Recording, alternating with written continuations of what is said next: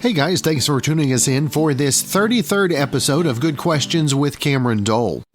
Special guests for this episode include writer and director Jeffrey Reddick, producer Jason Chapin, actress and now producer Sheryl Lee Ralph, speaker and author Terrence K. Williams, and country artist Emma White. If you would, please take the time to subscribe, drop a like, comment, leave some feedback, and share with your friends.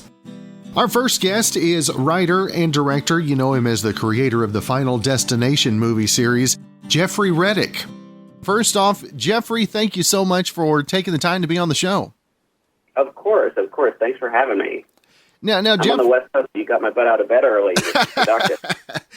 yeah. You said you already got some coffee in you, so you're at least partially ready for it, right? I'm completely ready. I don't drink coffee, so it's a special. I drank coffee for you there, so I am. Now, Jeffrey, tell our listeners a little bit about Don't Look Back. I love the tagline of it and everything. Give our listeners just a little insight, if you will. Yeah, Don't Look Back is a mystery thriller supernatural film about a group of people who see somebody getting assaulted in a park and don't intervene. Like, they don't even call for help or try to stop it. And once video of them watching gets out and the victim dies, something or someone starts coming after them. So our lead character is trying to figure out if it's a supernatural threat, if it's a real killer, or if it's all in her head. So it's kind of a what's doing it kind of film. So it's not a hardcore horror film. It's more, the mystery of trying to figure out what's coming after them and how to stop it. And like I said, the tagline says "Karma is coming for us all." And now I know this is not necessarily just a horror film, so I know you want to definitely differentiate that a little bit as well. Yeah, and you know what? I'm one of those horror geeks that I used to hate movies when people were like, "It's not really a horror film," and then it was, and I'm like, "You shut up! There's no shame being a horror film." But the only reason I want to differentiate this is because I think when people see the trailer and hear about it, they're going to be thinking, "Oh, this is going to be like a, really intense, bloody kind of Final Destination movie with karma." And obviously because it's a mystery and you don't know what's killing our victims, we didn't have a lot of room to show a lot of like the death scenes. So there's not a lot of like horrific, scary death scenes in there. So it is definitely more of a mystery, but there's horror elements in it. But I'm not trying to distance myself from the genre at all because, I love horror and most of the stuff I do is horror. So I always like to manage expectations going in.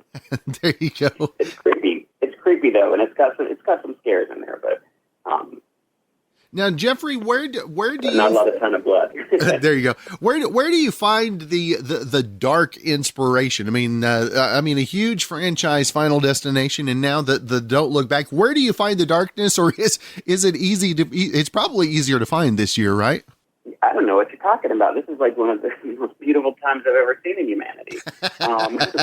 No, I do find inspiration in kind of real life stuff, but I try to always find at least a universal element to the story, and I think that definitely people's lack of empathy for each other is something that's, always troubled me. This kind of goes back to the Kitty Genovese story about the woman in New York who was assaulted in a courtyard. And we kind of were told in history class that people watched and nobody helped, and the story was later debunked. The media had blown it up, no surprise. But yeah, that kind of stuck with me, and it's gotten worse, I think, in with the cell phone age, where people see something horrible happening and their first instinct is like, let's record it instead of let's call the police and then record it. So, that universal element is what I try to find with any film that I do. Horror, even the horror stuff, I try to find the universal kind of element that will kind of cross over. And with this one, we also deal with faith in a positive way, which doesn't normally happen in horror films, and karma and grief. So there's a lot. I think, hopefully it wasn't too much I was trying to deal with. But there's a lot of stuff in there that I was trying to cover in my first film. So I'm really happy with how it turned out. And for you, how obviously Final Destination and Don't Look Back, the marketing obviously totally different. And are you appreciating learning new technology, or are you well, kind of like myself and fighting against it as much as possible? I have to pretty much, to survive, I have to learn to adapt really quickly.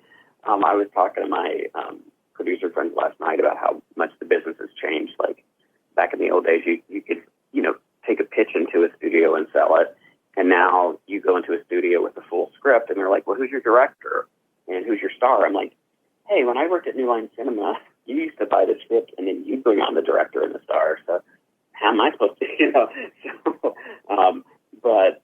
So the system has changed, but also the technology has gotten smaller. You can shoot stuff like on your iPhone now, which I haven't done that yet.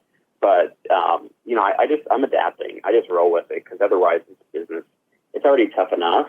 So I think if you're fighting, if you're trying to fight where the business is going on a technical level, it's just, they're not going to change because I say so. So it's just like, I just roll with it. And try not to sound too old. There you go. Now, like we said, things different, and with the release of Don't Look Back, where do folks find the new movie? I know it's going to be in some theaters as well, right? Yeah, it's going to be. We have 32 screens right now, and then we're also playing in some drive-ins. I'm not trying to get Twitter followers here, but probably the best way to find it is to follow me on Twitter, because when I get the updated list, I'm pinning it on my Twitter feed. So they could follow me at Jeffrey A. Reddick on Twitter. And I have the list of the 32 theaters there. And with the drive-ins, we'll probably know tomorrow which ones they're going to be playing at. And it's also going to be on all the, Amazon, Vudu, iTunes. It'll also be there tomorrow too. But, I think a lot of people want to get out and go to the theater. And this is obviously the best time to go out and see something that's creepy and spooky. So I'm really excited to have it come out now. That's awesome. And hey, nothing wrong with a shameless Twitter plug. Well, you know what? I don't do Instagram because it's like I don't have any thirst pictures. Like I'm not taking pictures with my shirt off, and I'm just writing all the time. So who wants to see me sitting at a computer? It's not like I'm traveling the world. Doing exciting, like, here I am typing again. I'm sure there's some people out there that might get into that. There might be some people that would be like, oh, that's soothing. That's also the reason why you're not on Instagram, right? Yes. Here I am. Typing more. That's awesome. Well, again, the new movie, Don't Look Back. Check out his Twitter feed. Jeffrey A. Reddick. And Jeffrey, it's been great to visit with you this morning. Looking forward to checking out the film, and hopefully we can catch up again real soon. Absolutely. Thanks so much, Cameron. I really appreciate it. Up next, we'll talk with actress and now director Sheryl Lee Ralph. New movie Like, Comment, Subscribe, which premieres on BET this Saturday, October 17th. All right, guys, another very special guest. Always good to talk to our friends in the business, and not only actress, singer, author, and activist, but also she lights up a room, even if it's on the phone or when she comes in person. Sheryl Lee Ralph on the line, and Sheryl, always great to visit with you, my friend. Oh, my God. Cameron, I'm so happy to be with you. I mean, Oklahoma. Every time I hear Oklahoma, I go back to high school with my big on-stage musical debut. And, of course, I was Abu Annie in Oklahoma when the wind comes whistling down the plain. I love it. I love it. Thank you. And Sheryl, we've always got something new to talk about, and I'm excited to talk about your directing of the film Like, Comment, Subscribe that premieres coming up this Saturday. And Sheryl, how excited are you about this new project?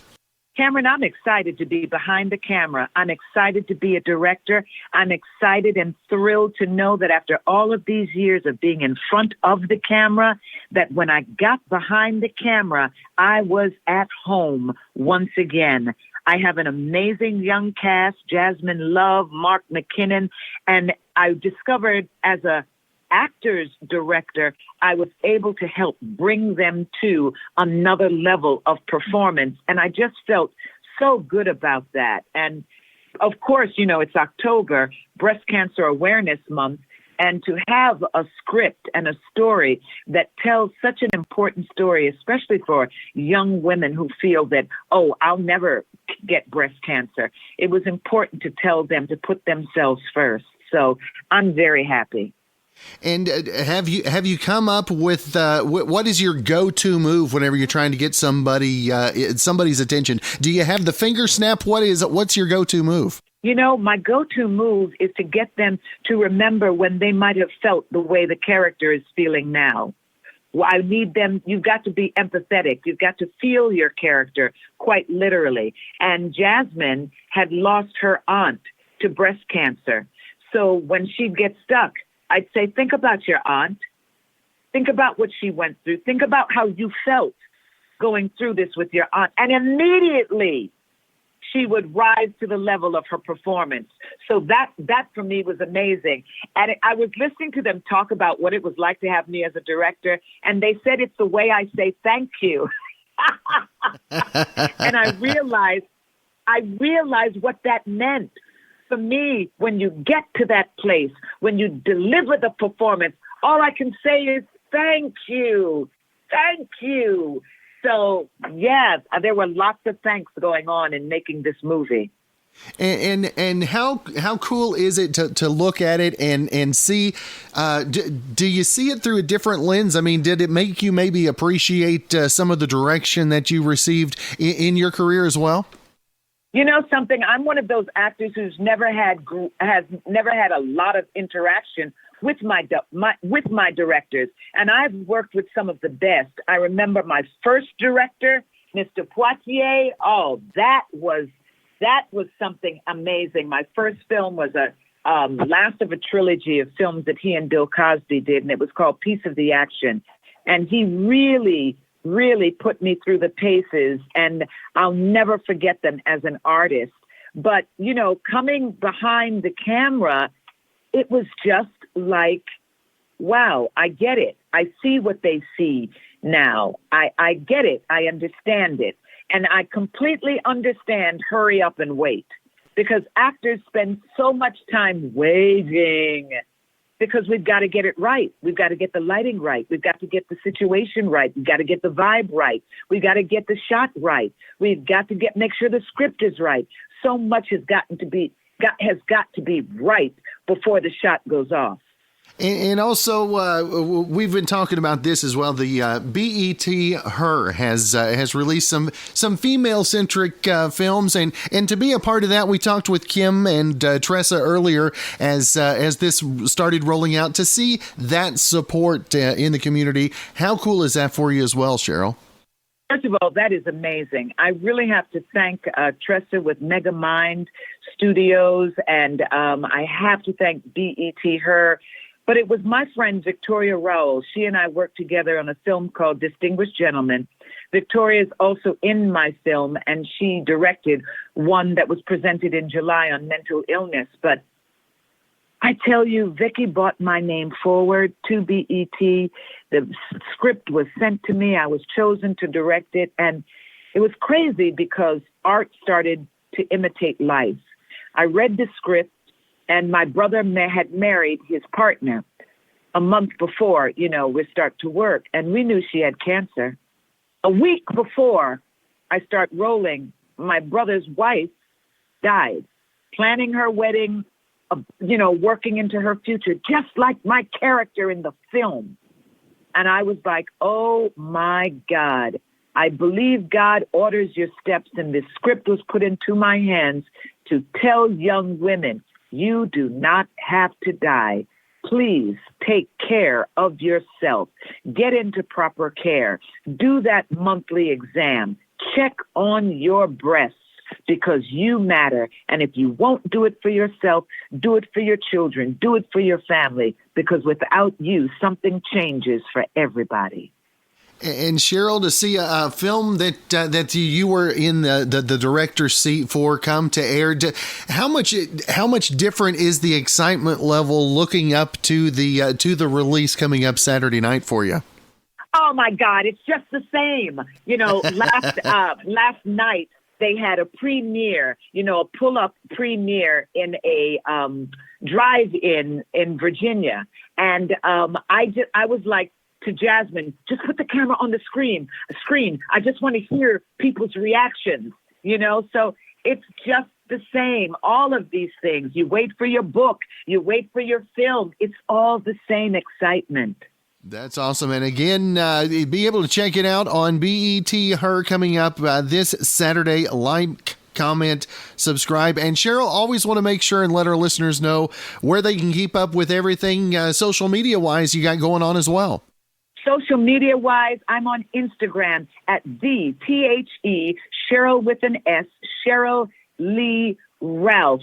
Please go to my Instagram. You can order your vote masks. You can find out all the information about my book, Redefining Diva 2.0. It is available now on Audible. People on my social media asked for it during the pandemic, because I was reading certain parts of the book, and they were like, you have to give us the audio version. We need to hear you giving us this book. So that was one of the great things that came out of the pandemic. The book is now available, Redefining Diva 2.0. Follow me on social media, The Sheryl Lee Ralph on Instagram and The Sheryl Ralph on Twitter. And of course, it's Sheryl with an S. But follow, and enjoy. There you go. Well, Sheryl, always great to visit with you. I'm looking forward to the film, and also hope you have a great rest of your week and catch up again real soon, my friend. Thank you, my friend, and be safe in quarantine. Up next is producer Jason Chapin. He's the producer of a new Harry Chapin documentary coming out in limited theater release and also on demand next month. First off, Jason, thanks so much for taking the time to be on the show. My pleasure. Great to be with you. Now, tell us a little bit about the documentary, and was this a little hard for you to make as well? Well, probably decades in the making. Bill Ayers, who co-founded Why Hunger with my father to fight hunger and poverty back in 1975, he was talking to Rick Korn, who's one of the other producers.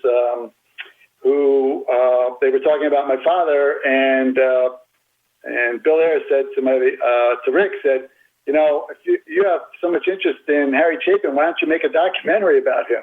And so Rick was off and running, contacted my mother and myself, and told us what he wanted to do. And what makes this unique and special for us is that it's not just about my father's music career. About half the movie is about that. But it's also about his humanitarian work, fighting hunger and poverty and getting involved in other social issues, and also the artists who are featured in the film, the musicians and people who were closest to my father, and lots of family members, and my uncles Tom and Steve, who performed with my father for decades. Just hearing their perspective and hearing some stories, and a lot of material that we had never seen before, didn't even know existed, was discovered and added to the film. So it's very unique, and it's got a great message, very inspirational. I hope people see it because they're going to really feel that it's unlike anything they've seen before. And for you to see the feedback from not only just songwriters and singers of his genre, but of diverse genres that he had affected. I mean, how proud does that make you to know that he has had that kind of an influence on so many different genres? Yeah, incredibly proud. And just knowing that there are musicians like Billy Joel who were influenced and inspired by my father, and Bruce Springsteen saying great things about him, and Pat Benatar, and they all have performed. Pat Benatar and Billy Joel Pat Benatar and Bruce Springsteen have performed some of my father's music, and Daryl McDaniels does a cover of Cats in the Cradle, and also, knowing that it's been recorded by Judy Collins, Cats in the Cradle, and Johnny Cash, and Ugly Kid Joe, and just, one song recorded by some of the greats is just unbelievable. And what do you think is going to be the biggest lasting memory of your father, do you think? Oh, well, that's a tough one, because I think that, music continues. So I think that, over 400 songs and a very rich catalog of story songs, a lot of them were incredibly popular in concert and may not be known to all, but the fact that, the music's being passed from one generation to another, and, they're always artists doing covers. So I think that the music will continue on, but also knowing that my father was, basically dedicated his life, did over 100 benefit concerts a year to try and end hunger and poverty. And here today, we've got about 50 million Americans who are food insecure, and knowing that a lot of these problems haven't gone away. But as the film talks about, it's not only understanding that these problems are out there, but knowing that, there are a lot of people working really hard to try and solve these problems. And so, my father was all about doing something. He did everything he could, but we know that there are a lot of other people who are lending their time and talent and spending a lot of money trying to fight the same issues and try and solve the same problems. Now, did you, at any point, did you ever have the musical aspirations on your own? I think I had the typical musical experience in middle school. You play an instrument, you play it for a few years, and then you realize it's not your destiny. So I played the trumpet, and ironically, my father played the trumpet before he switched over to guitar. He also played the harmonica, he played a little bit of the piano, played the banjo. So he and, his brothers, Tom and Steve, and his father, my grandfather, Jim Chapin, incredibly musically gifted. I didn't have that talent, but I think I inherited my father's need to get involved, to work on, important issues like hunger and poverty. So I think I followed in my father's footsteps on the humanitarian side, but certainly not on the musical side. And Jason, speaking on the humanitarian side, I don't think there's any year where the humanitarian efforts are needed more than ever. And how have you been spending 2020 and maybe being introspective about what we can do moving forward as well?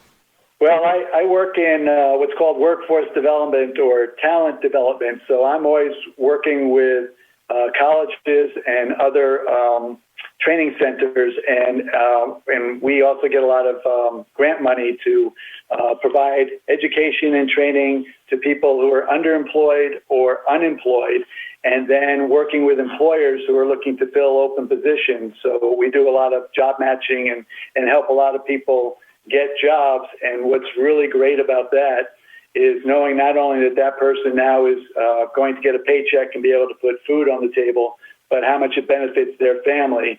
And knowing that there are so many people out there struggling, the point I want to make is that there are jobs out there, there are companies hiring. It takes a lot more work and it takes a lot more luck, but we got to make sure that we're doing everything we can, because if you've got 25 million Americans who are not working, that's a really painful thing. And the sooner we get everybody back to work, the sooner we become the country that we want to be. That's right. And again, Jason, Harry Chapin, when in doubt, do something. I want to make sure and let our listeners know where they can find more information available now. Yes, they should go to harrychapinmovie.com, and that's where they can find out about all of the virtual cinemas and theaters that are showing it. There are over 70 across the country. You can, if you want to do the virtual cinema experience, then you go to that website and then you pick a theater, and you can support a local theater by buying a ticket from them and then streaming the movie through their website. And then on October 30th, it's a much wider release. It's going to be available with Amazon and Apple and a bunch of other streaming providers. And then on November 10th, the DVD comes out. All right. Well, Jason, it has been great to visit with you this morning. Looking forward to the release and checking it out. And hopefully you'll have a great rest of your week, my friend. You too as well, Cameron. Great being with you. All right, guys, our next guest on the podcast, well, he's got a book that kind of explains it all. For the Foster House to the White House, we've got author and comedian and motivational speaker as well, Terrence K. Williams on the line. And Terrence, first off, thanks so much for taking the time to be on the show. Oh, man, thank you for having me on. I really appreciate it. Now, Terrence, tell us where the book. I mean, obviously, that kind of sums the whole the whole scenario of everything that's happened for you. But tell us where the idea for the book and the popularity of the reception from it as well. Oh, I mean, well, the book is about my life. It's about me going through foster care. I was born and raised in Oklahoma City, and my mother, she was addicted to crack cocaine. Had 9 of us. There were 6 different fathers, and they were not in the picture. And she just couldn't take care of us, with her addiction and being a mother of all these children that she can't feed and that she can't really clothe. And she had she had us taken away, and then they took her rights away. And and I was bouncing from foster home to foster home. And the book is about me, surviving all of that. And becoming the man that I am today, regardless of what I went through, I still made it, and I didn't become a product of my environment. So, and I made it all the way to the White House and met with President Donald J. Trump, sat with him, spoke on the stage behind the presidential podium.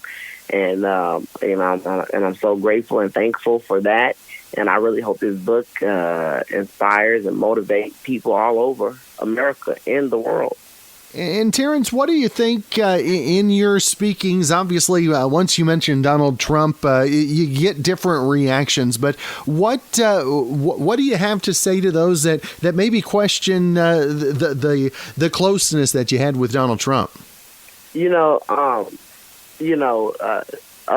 Listen, I'm just thankful that I met the President of the United States of America. I don't care if it was Obama that I met. Anytime you meet a president, you get an invite to the White House. That is a privilege, and you should be thankful for that. And I'm not going to let people shame me for meeting with President Donald J. Trump. He's a great man. He's a good man, and he's not a racist. He's done so much for America. He's done so much for the black community. This man has my support today and tomorrow and in November. I'm going to be voting for President Donald J. Trump, regardless of what the haters have to say about it. And for you to see the rise from the lows that you've seen to the highs and all in between, and to be able to reach out and share that message, regardless of the circumstances, you can do what you're called to do. I mean, how cool is that to see the impact you're able to make on others as well? Yeah, I mean, and I have to thank God for that. I mean, because me going through foster care and going through all of that, I'm just surprised. I mean, I'm still shocked that I am where I am today, but that goes to show you that the American dream is real and it's not dead. And I'm going to use my platform to spread the truth and to motivate and to inspire and to help President Donald J. Trump get reelected. I mean, the election is around the corner, and we don't have any games to be playing at all. The time is now. The time is real, and we have to fight for this president because he is fighting for America. So we have to fight for him.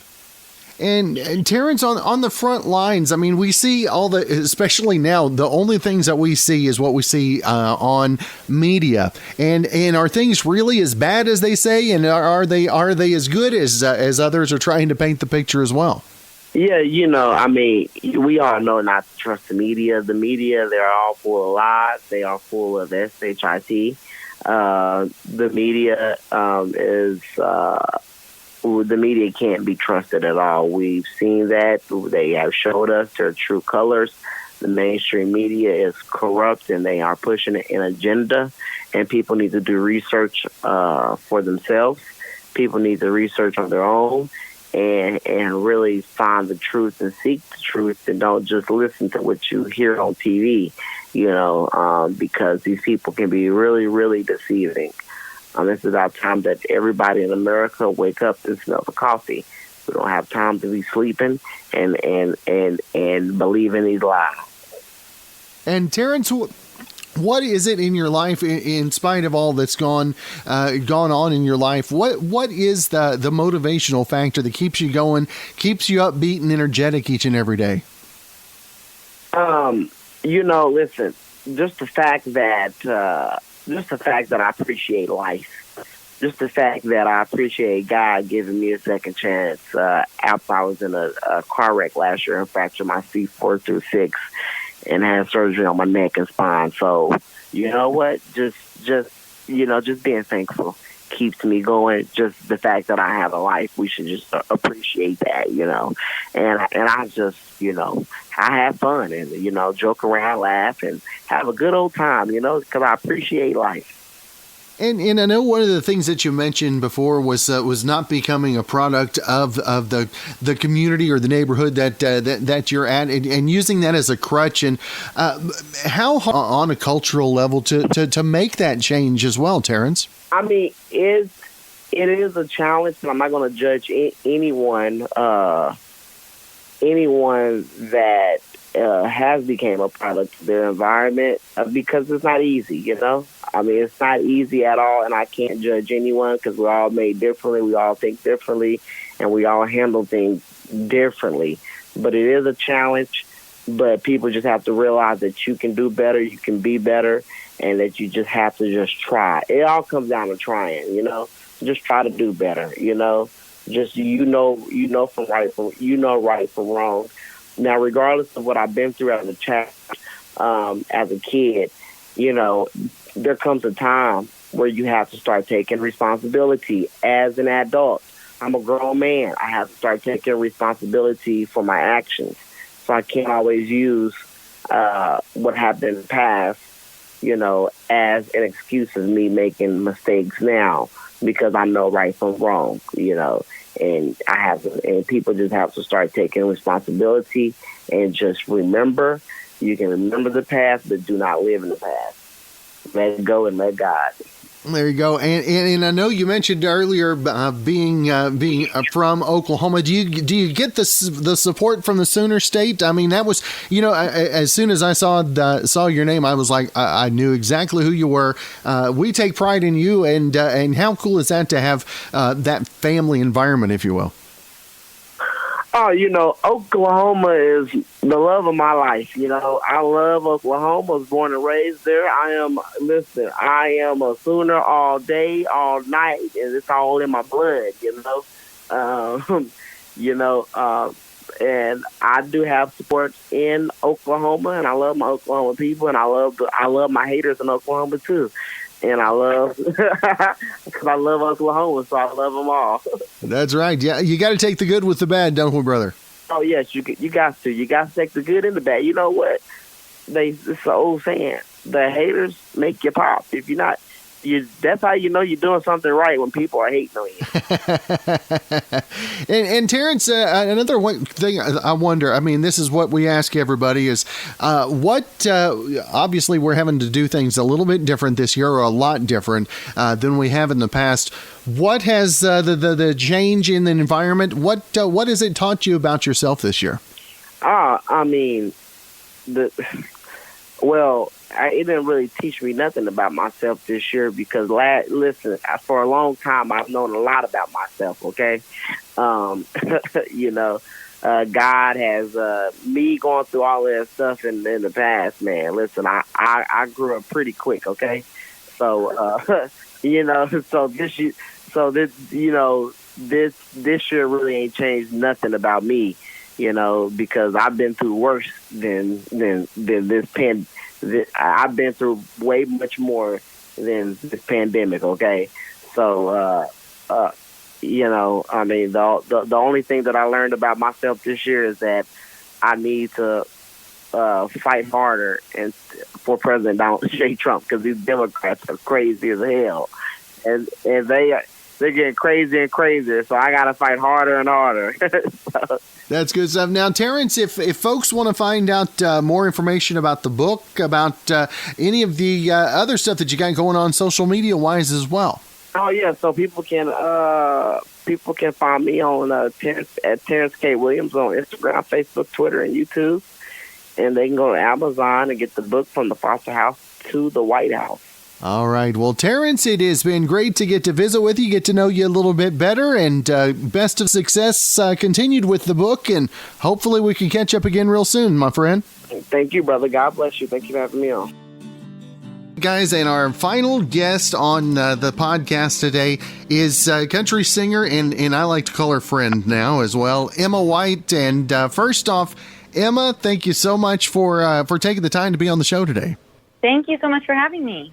And Emma, I know we first got to know each other, I think a little bit before the single came out, and what have you learned after now having that first single under your belt?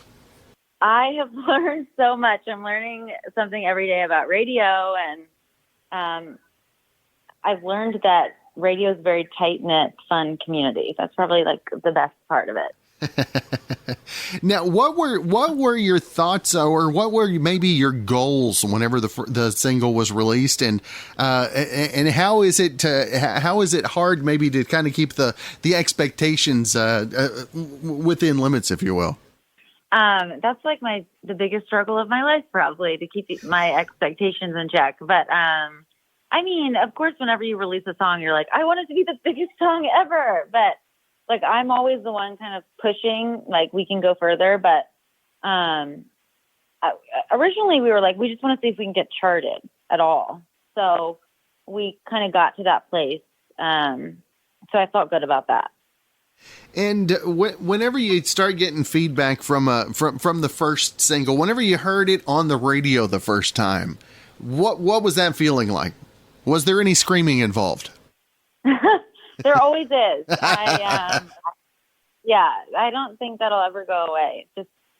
It's really cool to know that people are listening just at any time. You have no idea where they are, and they're from all these different cities that I've never been to. It's pretty neat. And as an independent artist, how important has the social media and the networking and all that? How much have you learned that plays a part in all of it as well? That has been really interesting. I've been like learning about ads and like social media ads and TikTok ads and, 15 second, 30 second, all this stuff that it seems like it's so brief, but people really do respond to it. And I think it does play a role, but sometimes it feels so invisible. Like things are happening online that you can't see all the time. And so sometimes you don't really know if you don't really know if it's like getting anyone's attention or if people are really responding to it. So I don't know. I think it does play a role, but I feel like other things play more of an important role. So I'm not sure. You're just hoping it's not the rolling eyes as they scroll through Facebook, right? Yeah. I mean, there's so much out there constantly. Yeah. And the Facebook Lives, I think we talked about this before a little bit, but how difficult is that? And I know early on it was much more difficult because a lot of times you weren't able to see the feedback that you were getting. But has that truly improved for the artist? Honestly, that's probably the one piece of social media where I could see an immediate response, which was really cool. However, like we did talk about, the quality can be kind of questionable. And I have seen other platforms come out that treat it more of like a show where it's not like you're just putting up, oh, here's the tip jar or something. It's more like people buy tickets. Yeah. So I think at first it was just kind of a way to feel like you were still performing and being active. And I think there's this one platform called Veep that I've seen people do real shows on. I haven't tried to do it yet, but I think it's gotten better in some ways. Now, has any dates opened up for you? Have you had the opportunity to actually play in front of live folks yet? I have not. It's so funny. It's like some people are being super cautious and some people are just not being as cautious. And it's funny how like whoever you talk to, your mind can kind of be changed. And so if someone tries to book me a show, I'm like, oh, so we're all good with this. And then I talk to other people and it's like, no, we can't do that yet. So I haven't had a chance yet to do it. But I think if like the right opportunity came along, I'd love to do it. If it was like outside, I did a pretend show actually last week. I did a pretend show outside with masks for Gibson last week, and that was fun. And now, being an independent artist, obviously, it's different as far as marketing and promotion. So, not the necessary wait for one single for the next single. And I know that with the EP, you've had some other singles that you guys have released as well. And Emma, tell our listeners a little bit about the other singles you've got out there as well. Yeah, so I released an EP called The Actress last year, and That's Why I Drink was the first radio single. But then I released another song that was almost like a pop song. It's called If You're In It. That had, we did a music video for that one and a song called 10-Year Town. And then I was originally supposed to put a song called Can I Call You Then on the EP, but I held it off and I tweaked it a bit more. And I just recently released that one. So that one's out too. Now, has the quarantine, has that been a thing that has inspired your writing, or is it something that maybe has made it a little bit harder for the inspiration, if you will? It depends on the day. Like sometimes I feel like it's kind of the same ebb and flow of inspiration. It's just different. Like what you're worried about is different, or like the stress of the pandemic is a different type of, I guess it's a different stress, but it is sort of similar to the normal stuff going on. And I actually like do well with stress. It like inspires me. So I don't know. But then some days I feel like, what is there to write about? I'm not living a normal life. So I think it's like, it is helpful to have co-writers right now for sure, because it kind of feels like even over Zoom, like I'm seeing my co-writers and we kind of catch up normally, and that inspires a lot. Now, as a songwriter, do you subscribe to the theory of sitting down and making sure you write something every day? I am always writing. Like even I don't really sleep very much. I don't sleep well. I really wish I did. But even last night, I got up around like 2 a.m. and recorded something into my phone, and I am kind of always writing whether I like it or not. Like it just, I think I just am always like chasing the next idea. And are the ideas as of late? What inspires the ideas? Are they bright? Are they dark? Are they love lost? I'm always going to have like a soft spot for unrequited love. That's sort of my expertise. I really like writing about that. That's my favorite, easiest thing for me. I can write it alone because it's, I don't know, it just feels like the most honest thing. And if you know something, you can write it easily. And then when I'm co-writing, I'm writing a lot more like upbeat, happier songs. And I think that's just because like other people bring that out. But I've been feeling good about writing more happy songs because I don't have a ton of those. Get some happy in your life, Emma. Yeah, I need some happy. I'm working on it. Now, as the quarantine's gone on, what have you been focused on since you've had some time to yourself? What has been the focus of 2020 on the personal and professional side? These are good questions. I feel like, I guess professionally, I've been focusing on the songs and just trying to like write something that feels unique and just kind of get in tune with what I would want to hear if I was a listener, and then trying to do that. And then I guess, yeah, personally just trying to like keep my head in the right place while the world feels chaotic. Just trying to like, stay in a good headspace. That's been the biggest focus. And we've got to think that 2021 and 2022 and beyond, hopefully the 2020 will be that time that we'll be like, that's when we learned this, and this, and we've been able to apply it now, right? Yeah. I hope so. I think so. Well, Emma, if folks want more information about the music, the EP, and upcoming events as well, where's the best place? They can always go to my website. It's emmawhitemusic.com. And then all of my social media, Instagram, Twitter, it's all at Emma White Music. So just my name with music at the end for everything. There you go. Well, Emma, it's always great to visit with you. Was excited about the first single, looking forward to another, and hopefully we can catch up again real soon, my friend. Definitely. Thank you for having me.